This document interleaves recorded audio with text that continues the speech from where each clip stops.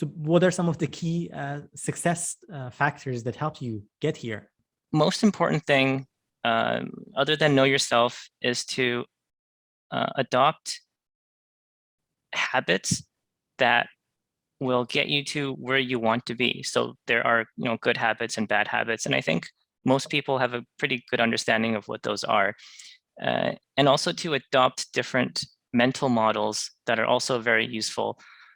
Charlie Munger talks about this a lot, but basically mental models are frameworks that you can think about different things and they help you. So one of the principles I really like, I've heard from Elon Musk of all people, and he basically said to think in first principles. And I think that is absolutely vital to becoming an independent thinker, which is what you want to do if you want to excel at anything in your life. So that doesn't necessarily mean to be a contrarian, because people think like I'm timing the market or I'm picking individual stocks, which kind of goes against some of the more popular opinions out there, which is passive index investing. But it's not really being contrarian. I'm just trying to be an independent thinker and doing what I think is right for me. And I'm experimenting and I'm tracking, because that's really important, which is one of the reasons why I started the blog, is to track what it is that I'm doing and why I did them. And going through those experimentations and testing, I can see that what I'm doing is actually working better than the alternative. So I think for the last 5 or 6 years, I've been outperforming the general broad index by quite a lot. So I'm not going to change what I'm doing, but I am going to improve what I'm doing by learning more things that are out there that I don't know yet. So definitely thinking for yourself, being an independent thinker. Also, the 80-20 rule, I think it's very important to keep in mind, and that works for anything, including your career or any other kind of habits that you want to adopt, is to be just pay attention to what it is that is giving you the most benefit, and then focus on those things. And it's usually a small proportion of what you're doing that's benefiting you by a large disproportional amount. Yeah, so those are the things I would say: is track your investments, adopt right habits, follow positive mental models, think in first principles, consider the bigger picture, and think about how you can use the 80-20 rule in your life on an everyday basis. That's some great advice. Great. Thanks for sharing that with us. In terms of, for someone who's young and plans to pursue financial independence, they envision to get there, let's say in a couple of years, they're happy to start even now.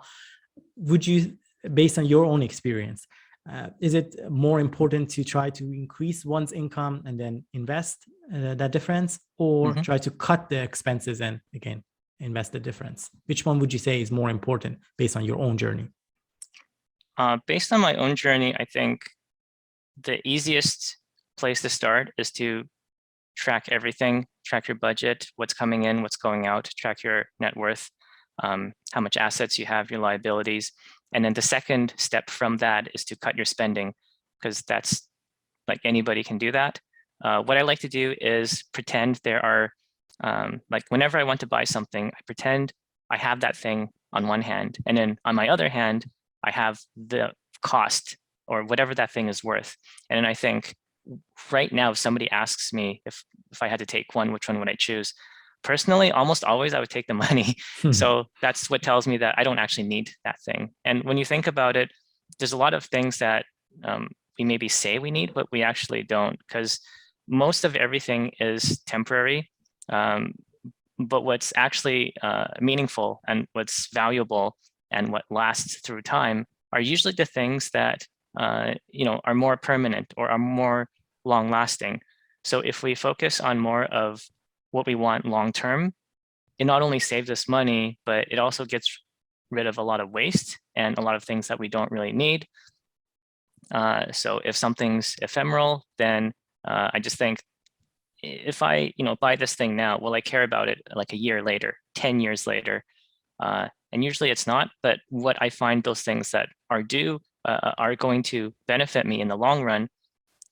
Like 99% of the time, it's going to be, things that educate me. It's going to be knowledge. It's going to be skills. It's going to be experience.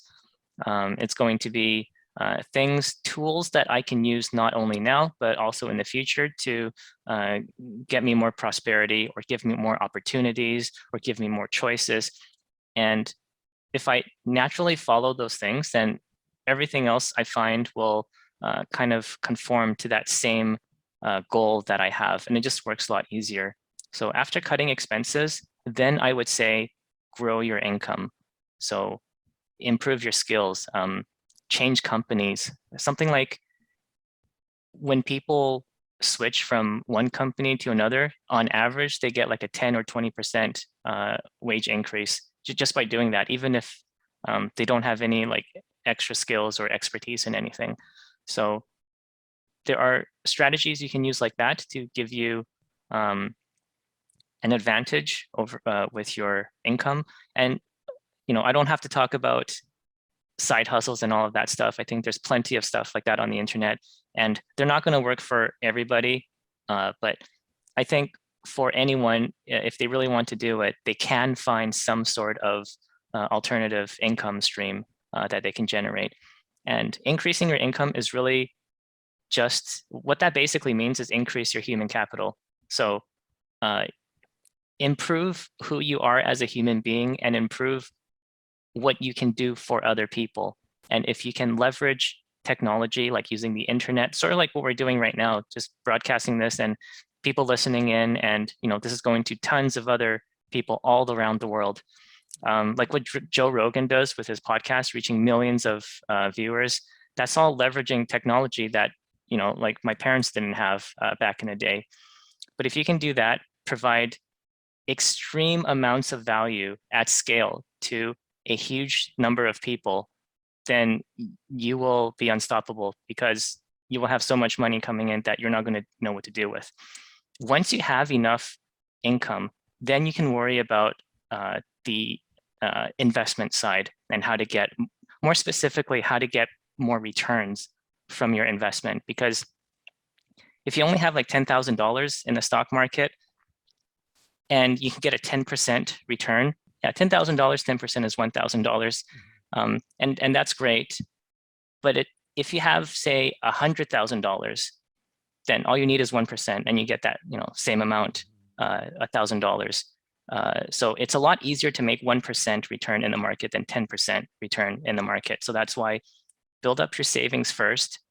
And meanwhile, you can invest in a diversified equity, global equity index fund, such as 𝗖𝐋𝐈𝐖 if you're in Canada, or 𝗖𝐋𝐈𝐿, and do that for the time being until you have enough of a portfolio, you have a decent size, in which case you can start looking at adding some kind of alpha or some kind of value added to your portfolio to make it go up by 1% more a year, or 2%, or use options to give yourself that extra boost of income, which will probably go back into your investments, and then it'll grow your portfolio even faster, and that's going to compound. And in 10 years, you're going to have so much money. It's going to be really fun. That's amazing. That's awesome. I know, Liquid, you do kind of approach different less conventional forms of wealth creation as well. I've read that you are, at least at one point, you were investing in farmlands, precious metals, historical banknotes, wine, cryptocurrencies, peer-to-peer lending, and you name it. And I know this is a big topic and we're talking about so many different forms of them, but I'd love to hear a little bit of flavor of each one of them, perhaps if you don't mind sharing with us, just so that it kind of piques our interest as well. Oh yeah, sure. Yeah, so definitely a wide range there. The idea behind all of this is to really just get me thinking outside of the box. And again, going back to that, being an independent thinker, like how do you become better at thinking is you get different perspectives. And the way you do that is you try out different things and you stretch your mind, you stretch your ideas in places that you haven't gone to before. So farmland investing, I realized that Saskatchewan farmland, for a long time, they blocked it off to outsiders. So if you're not living in Saskatchewan, there's like a limit of how much land you can buy. But then they opened that up. So when they did that, Saskatchewan farmland was cheaper than its neighborhoods like Alberta and Manitoba. But the land, like the amount of crops you can grow is about the same. So the value it's basically undervalued because of those laws that were there before. So I bought some land, wait for it to appreciate or catch up with the other provinces. And then after 7 years, I sold it and I used that money to buy my second condo. So that was a great learning experience. Not only did I learn about just all the things that's involved with the farmland industry, but also I looked at the equipment manufacturers as well. Like I drove through Saskatchewan and I saw there's a lot of deer machines around here, and like everybody's using them. So I looked up the company. I found out that they meet all of the requirements that I mentioned before for stock picking. And then I bought some, and that was like 5 or 6 many years ago. And that stock has done really well. So if I didn't go into farmland or other things, then it wouldn't have gave me the idea to invest in deer or other companies. Precious metals, gold and silver has been around for thousands of years. People use it for money. I might as well look into it. And the best way to understand something is to have skin in the game. So I do have some that as well. Most of it I bought in 2012, 2013. But it's really cool to hold something in your hand that could be like millions of years old, that actual ore itself. Historical banknotes, yeah, it's just something I think is really interesting. They keep their value. Same thing with wine. They keep their value, not necessarily go up too much in price over time, but at least the worst thing is, well, if it's not worth anything in the future, you can still drink it. So that's always a benefit. Cryptocurrencies, I have some Bitcoin and Ethereum and a little bit of altcoin. I like it. I don't know if it will be like the next big thing or if it has staying power. I guess we'll see over the next 5 or 6 years. They have like a halving cycle every certain amount of time. So we'll see how that goes. And then peer-to-peer lending it's not as popular in Canada, but they do it a lot in the US. And it's basically a group of people, investors, coming together to lend money to small businesses in this case. And that's been doing okay so far, but not as great as I hoped. So the return on that was about 10% the first year, 8% the second year, and 6%. So it's been going down, but still better than keeping money in a savings account at the bank. So yeah, the idea is to look at what other interesting investment opportunities are out there and just dabble in them a little bit. Mostly it's for the learning experience that I like. And if I can make some money off of it as well, then that's just a bonus. You definitely come across as someone who's an avid learner, loves to think outside the box, and to your point, as you brought it up earlier, that independent thinker and wanting to experiment different things that interest you, and through that exercise perhaps learn. And of course, it seems that you do your research prior to just jumping into it and trying out something. You do your research, making sure that it's a calculated risk for that matter.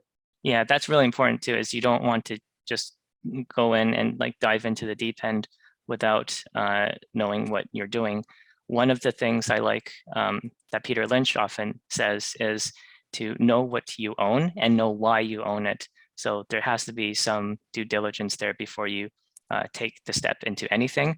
But it's all about just calculating the risk, knowing what you're comfortable with, and stepping outside of your comfort zone once in a while, because that's how you learn. That's how you grow as not just an investor, but how you grow as a person.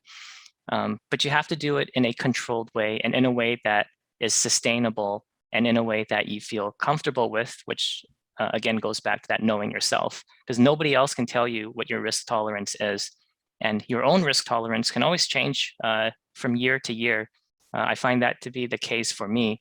But ultimately, like you said, it's about being a persistent learner, being constantly learning what is new.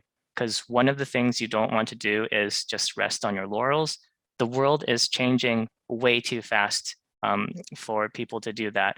And if you think you have everything that you'll ever need, if you think you know everything that you'll ever need, you're going to be left behind. So even though I'm financially independent and I'm planning to retire this year, I don't plan to work anymore moving forward.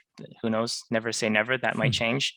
But even if I don't, and I just stay retired and like stay home, go on vacations, read books, watch Netflix, I feel like I still have to keep up with what's going on in the world, in the markets, in technology, in innovation, in disruptive technology, in what's going on in society with politics. Because if I don't follow those things, I feel like I will be left behind. And so that's why it's really important to keep up with all of those things as the world move forward. You have to move forward with it if you don't want to get left behind. Definitely, absolutely, and there's no shortage of, I think, kind of quality contents out there. And sometimes I find it challenging in the sense that maybe there's a ton of information out there. So you have to sometimes be also very careful what content you choose to listen to and what content you want to kind of makes more sense to you. I think it's, to your point, probably earlier point, I would say it's also part of that around knowing yourself and knowing what matters to you, what are some of the things that excites you, and some of the things that you would like to learn more about, or some of the individuals that you want to learn more from. Yeah, you definitely have to. I mean, they're out there on social media, tons of incredibly smart people that you can learn from, you can talk to. A surprisingly large amount of them who are basically internet celebrities in their own right. They will reply to you, they will talk to you, comment on what you've done.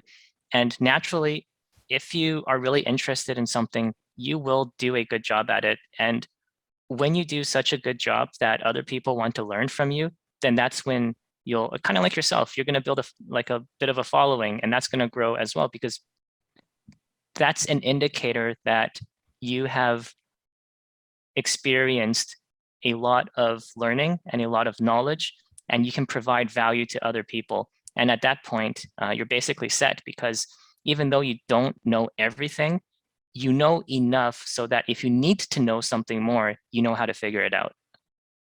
And that's such an important quality, 𝐿𝐋𝐈𝐖𝐊. I think you said it so nicely. I think even in the workforce and the real world market, in terms of when it comes to hiring, sometimes when I reflect on it, if we have two individuals who are somewhat have similar type of skill sets, one is perhaps might have certain skill sets even more than the other person. Let's say they have more experience, they're set in their ways and they know what they're doing, but perhaps they're not as keen to learn. Whereas you might have another one whereby maybe they're younger and they don't quite have as much of experience, but if they are open to learn and they are willing to kind of constantly learn from others and experiment things and are not afraid to fail, I think then they would probably have a better advantage compared to others in the market, because we know how, to your point, the world is changing so rapidly, and you have to be willing to